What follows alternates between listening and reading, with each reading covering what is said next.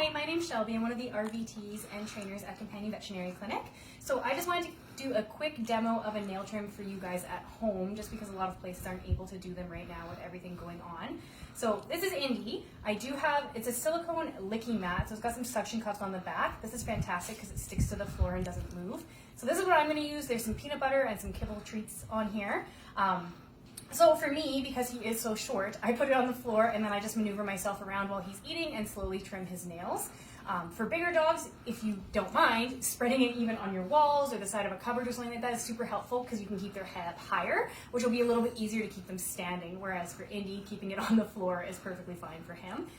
So things you want to watch out for are signs of stress. So if your dog is trying to get away, they're wiggling, they're freaking out, you want to stop. If they stop eating, that's also a sign of stress. So luckily for me, Indy really likes peanut butter, but whatever works for your dog. I recommend something sticky just because it does last a little bit longer and is really good distraction.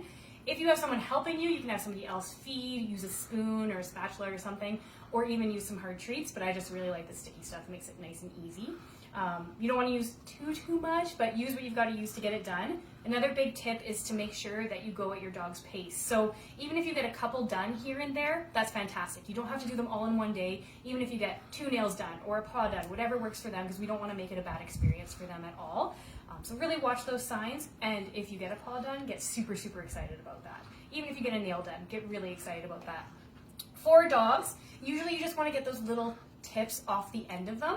When you're trimming, if you look at the nail and kind of look at the center of it, you'll see a dark center appearing. That's when you're getting really close to the quick, which is the blood supply. So you want to make sure that you don't hit that. If you see that dark center, that's a sign to stop. If you're not sure because they have black nails, just take those very tips off. Don't go too far with it.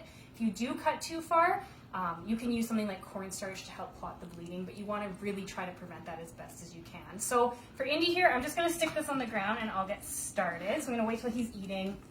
And then I'm just going to give him some pats here and maneuver myself. So I always start with the back feet because they're a little bit less sensitive than the front feet for most dogs. All right.